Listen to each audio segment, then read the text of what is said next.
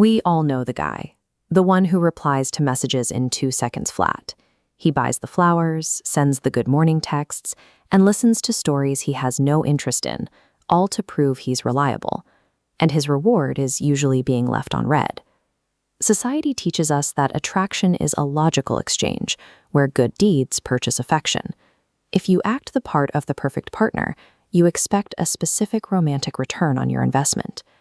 Attraction operates independently of logical negotiations.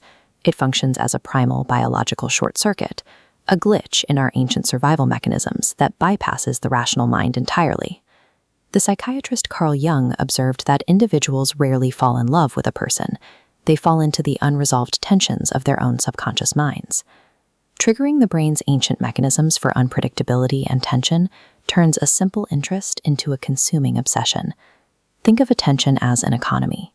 Flooding the market with constant praise drops the value of that attention to zero.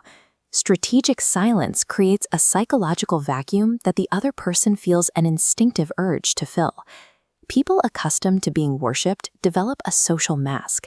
Looking past that mask and reacting with calm indifference to the very traits others obsess over creates an immediate, unsettling curiosity.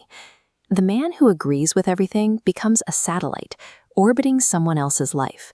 A man who sets firm boundaries, refusing to move his schedule or change his mind to please, acts as a stationary planet with its own gravitational pull. A firm, emotionless rejection of demands signals that you are the one making the choice, moving you from the role of the pursuer to the prize itself. Artificially restricting the supply of validation while enforcing strict borders on your time causes the psychological value of your attention to skyrocket. This effect is rooted in intermittent reinforcement, a principle studied by psychologist B.F. Skinner. Intermittent reinforcement is a conditioning schedule where rewards are delivered at irregular intervals, making the behavior much harder to stop.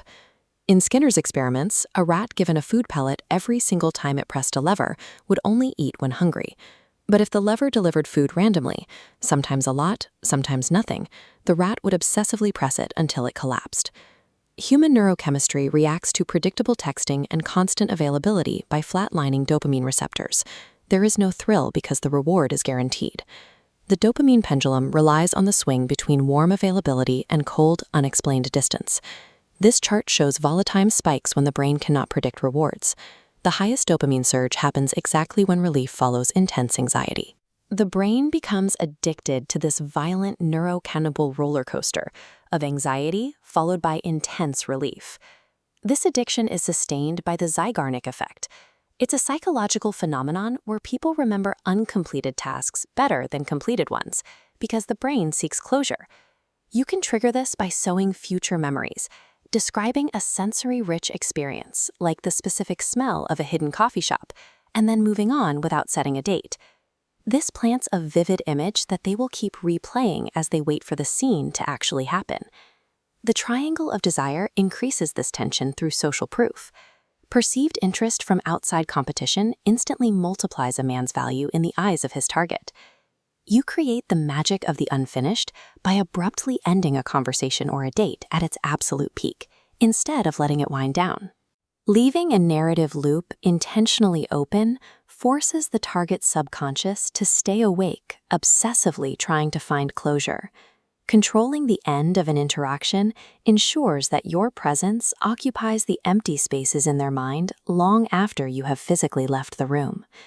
These psychological hacks have a critical failure point. They fail completely if they are performed as an anxious act by an insecure person. Human intuition is razor-sharp when detecting inauthenticity. It easily senses the desperate, needy energy hiding behind a performance of fake distance. These behavioral boundaries serve to identify and systematically kill the validation-seeking behaviors inside the man himself.